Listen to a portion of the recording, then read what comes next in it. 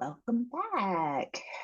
Last time we talked about how motivation is not a strategy to crush your goals, which is a perfect segue into today's topic of procrastination.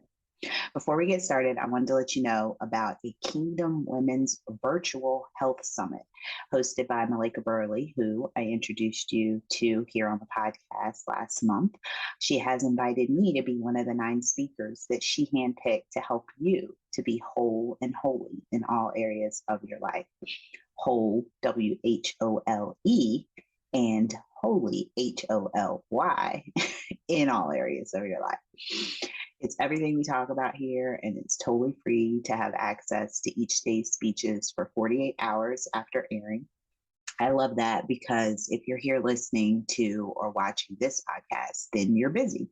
So it gives you a little freedom to learn some things from new people who can help you crush your goals, but on your schedule. The summit will run from May 22nd through May 26th, 2023, and you can sign up at kwvhs.com.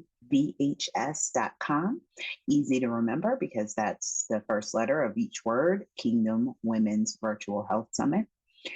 Okay, let's heal thy spirit for a healthy spirit with the 4 Ps to put a stop to procrastination. Hey, busy lady. Welcome to the Heal Thy Spirit podcast. Do you want to stop procrastinating and stay motivated to get things done? Are you a time-starved night owl, constantly searching for ways to have time freedom? Do you wake up most mornings with audacious goals only to get distracted and overwhelmed when your busy life sidetracks your agenda? Then, instead of focusing on your to-do list, you've wasted countless hours scrolling Facebook ads for goal planners and habit trackers because all your multitasking has robbed the mental clarity you need to stay on target. Well, sis, you're in the right place. I, too, was juggling work, kids, and multiple responsibilities. I felt exhausted and disorganized and wished I could establish efficient daily habits and routines. I wanted more time, a flexible schedule, and a plan I could stick to. Actually finish what I'd started.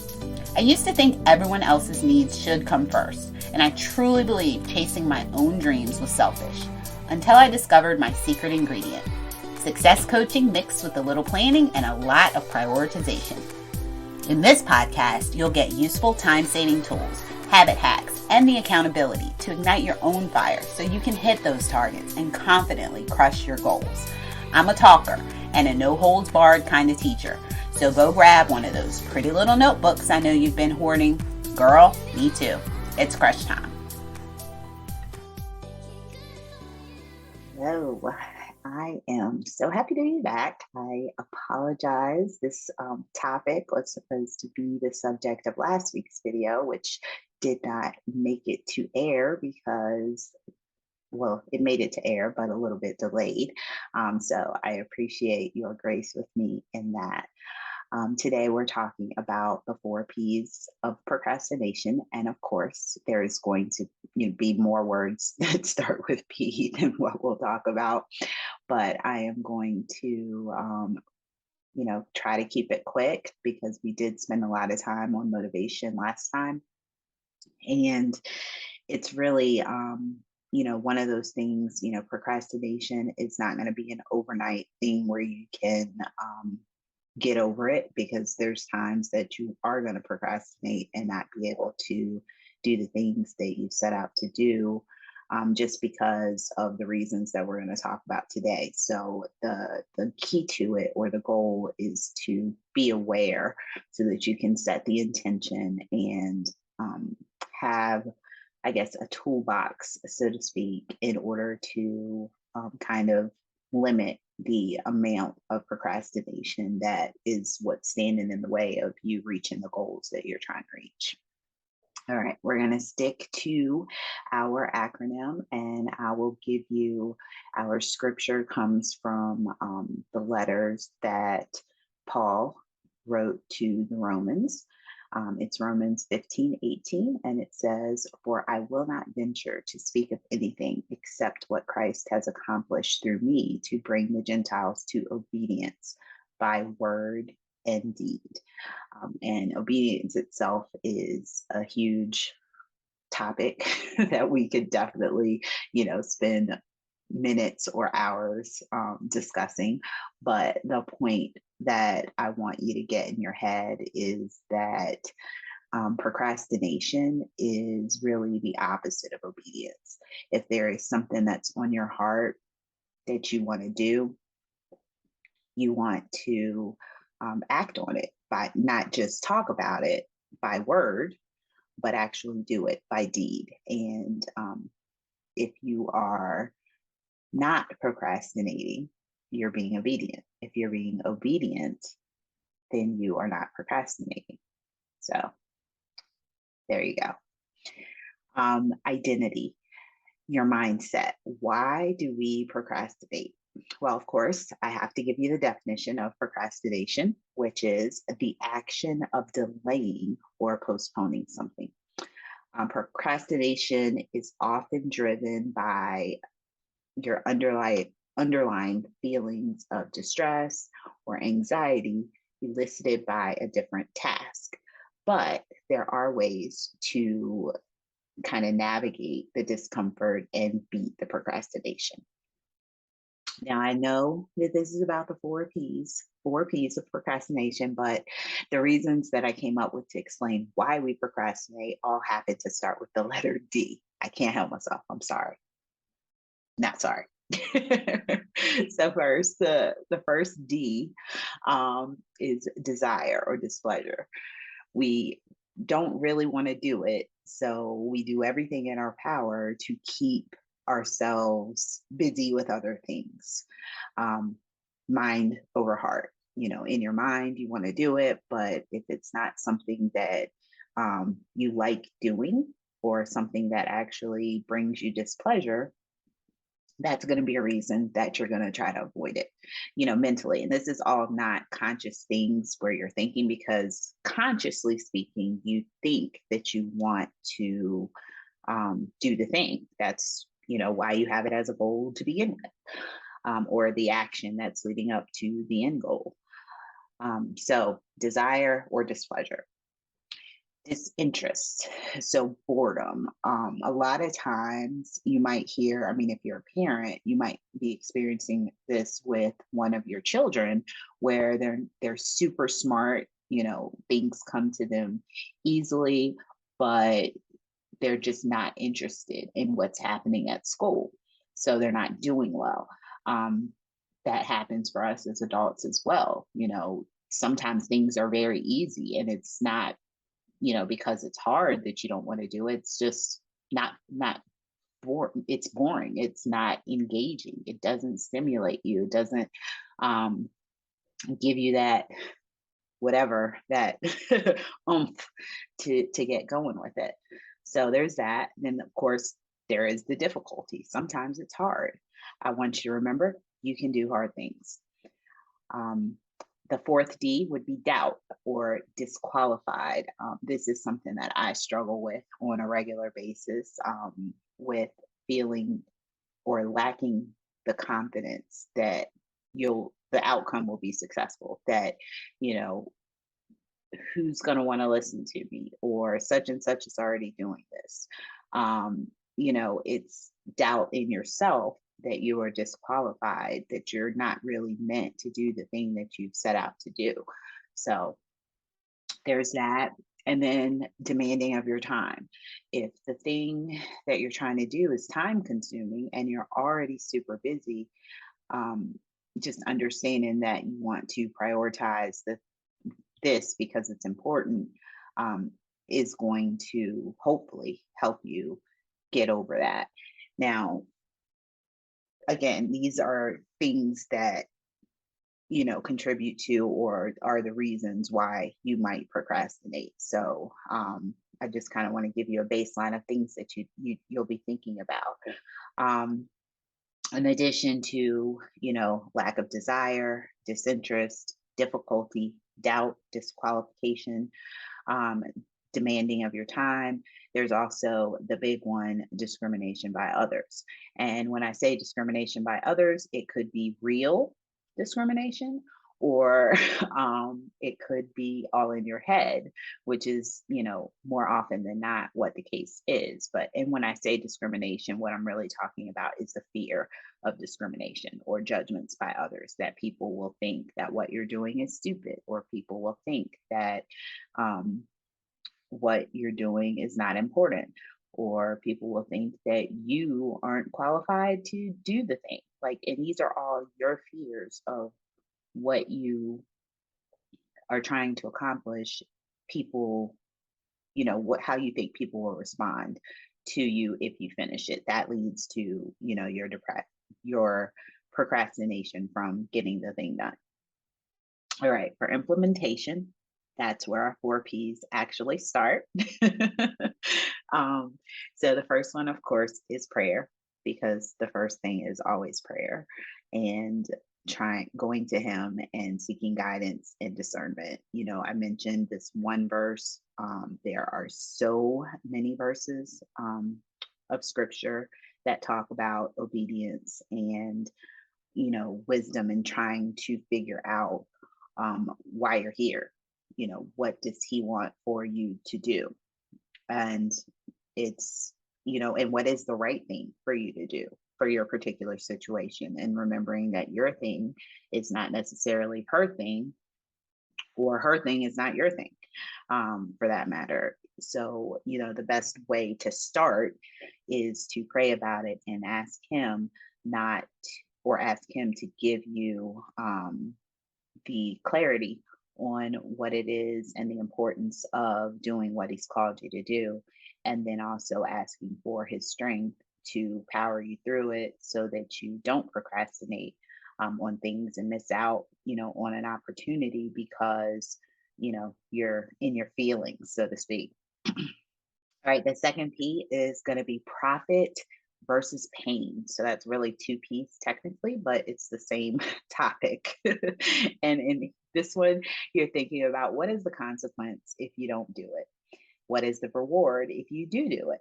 Will it save you time later? Will it save you money? Will it create joy?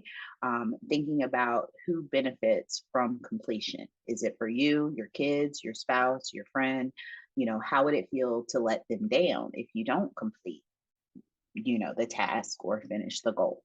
And I should have said this in the beginning. I mean, you're here, so you probably already have your notebook out, but this is more of a um, me giving you prompts of things to think about, so that, because every person is different and it's going to be a different situation or scenario for every person. So I don't want, the formula is not specific. It's not a one size fits all kind of situation.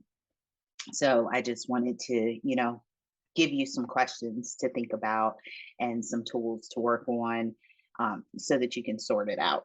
And you can, once you do the sorting out, you can certainly go back to some of the other episodes that I've recorded previously, that will give you a more tactical tools to be able to address these issues or navigate through the procrastination, because it's never going to go away for anyone ever. All right.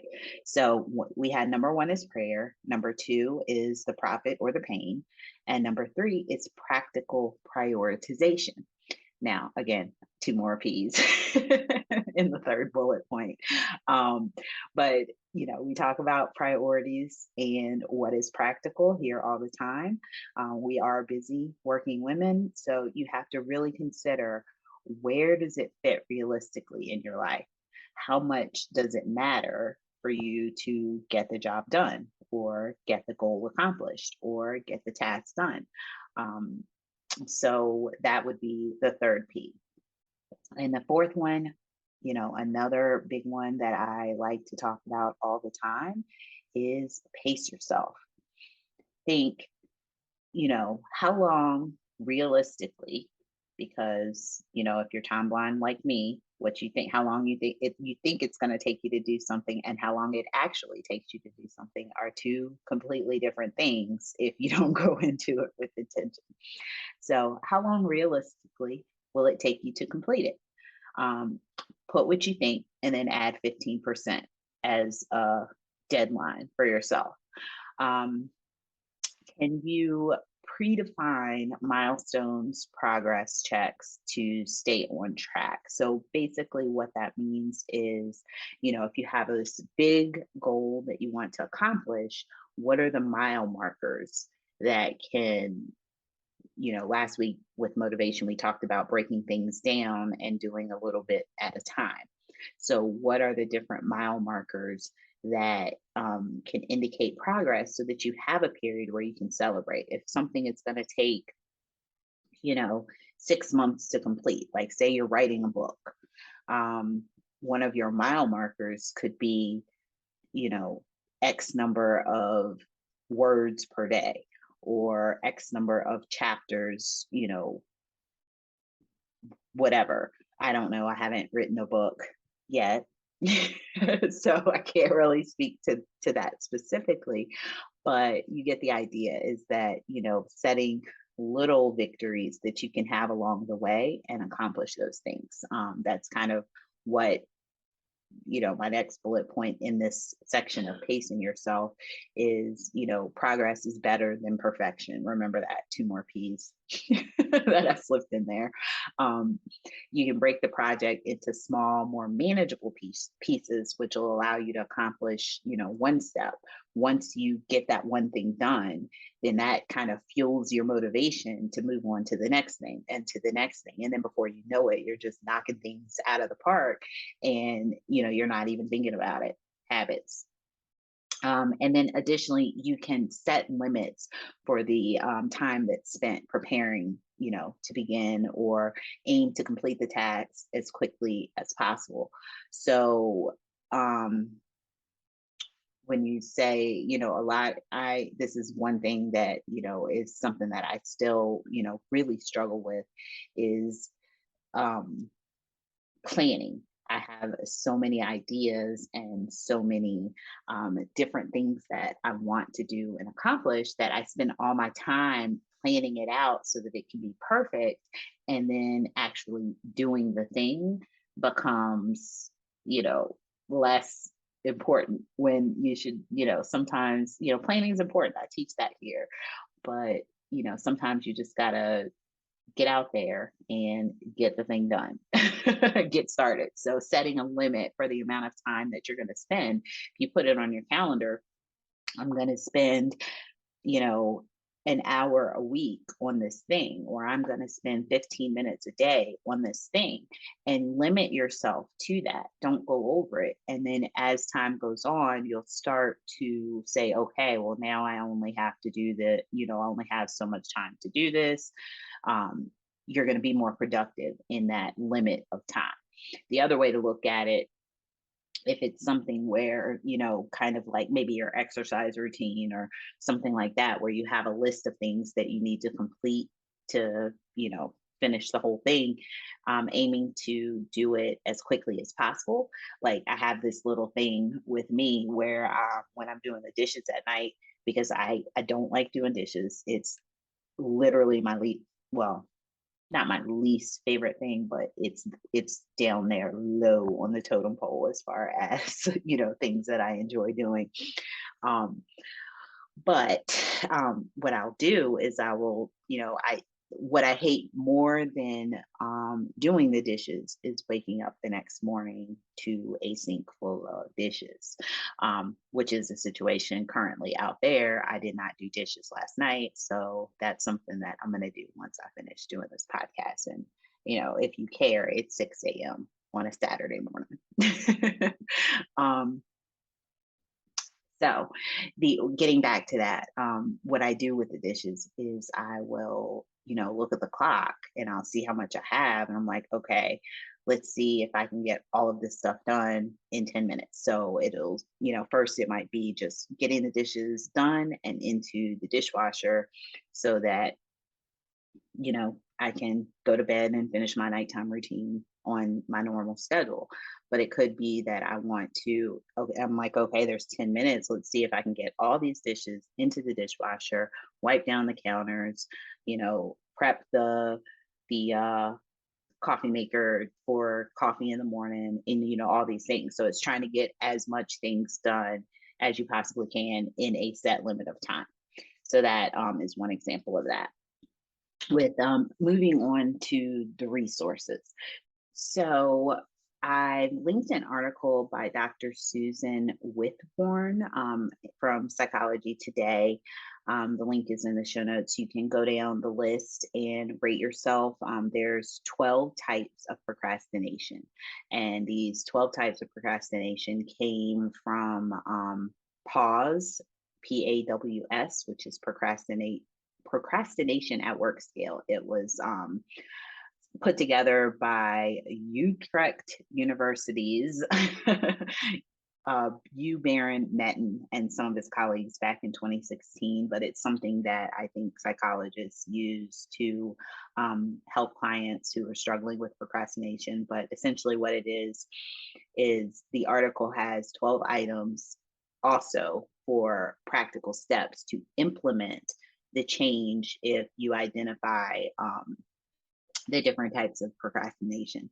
And it's funny because I came across the article after I did the notes for today's episode, and much of what I shared with you today is within the article.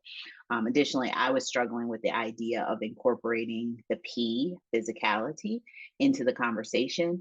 But lo and behold, Dr. Susan says, and this is a direct quote, procrastination may be seen as a product not just of an individual's tendency to slack, but a problem in the individual's environment. If you want to avoid procrastinating, try to place enough demands on yourself so you can resist the temptation to delay, distract, and divert. And it's kind of, in short, removing the physical distractions that delay your progress, and then direct your focus to the task that you are trying to complete. For example, leave your cell phone out of reach, remove or disable apps that distract you during focus time. When my son upgraded his phone, I activated a free line that to use for business, and I didn't even put the apps that I waste time on, so I would be less distracted. And it really did help. It allowed me to, when I'm at work, my 9 to 5 job, I have my personal cell phone face down, so I, text messages, anything that comes in, Facebook, notifications, Instagram notifications, all those things, they don't distract me from the job that I'm trying to accomplish. And then I have set times. I mean, I talk about this all the time. If you've ever listened to, if this is your first time here, trust me, you're going to hear more about it. But that's really, and then separating, when I had the opportunity to separate my business stuff. And when I say business, I'm talking about things dealing with Heal Thy Spirit. When I separate that, I'm only, when I'm working on this podcast or this YouTube channel or a coaching, piece for a client or something like that. And, because I hear you, I need my phone because, the world is built on technology these days, and you don't know how to, not be on your phone. So yeah, silencing the notifications, but having 2 separate phones, that's a game changer. But I know that's not possible. Like I said, it was just a thing that was afforded to me because my kid got a new phone and we had an old one that was paid for that, I was able to activate with no additional cost. So you have to, keep that in consideration as well. But the point is, I still have access to what I need, but I don't have access to the ones I don't need at that particular moment. You could try working at your computer at your set goal time, and then you have full access to everything you need without the temptation of the phone. So there's that for resources. Check out the 12 types of procrastination. I wanted to go through them, but again, in interest of keeping things short, maybe we'll talk about them in the future, or do a deep dive into procrastination like we did recently on habits, but that day is not today. All right. So here's the truth. We are all going to procrastinate at some time or another, but it's something that you can overcome with practice. Another P word. Start with the 4 P's we discussed: prayer, profit versus pain, practical prioritization, and pace yourself. give yourself grace and start with the one thing and continue to progress. I hope that helped you today, and I will see you again very soon. Thank you, ladies, for hanging out with me today. It's been a blast. Now, if today's episode was good for you and the Spirit leads, please write a review to help others find us and receive some of the value that you got today. Okay, until next time, I'll see you over in the Healthy Spirit Facebook group. Link is in the show notes for you procrastinators. May grace and peace be yours in abundance. Take care.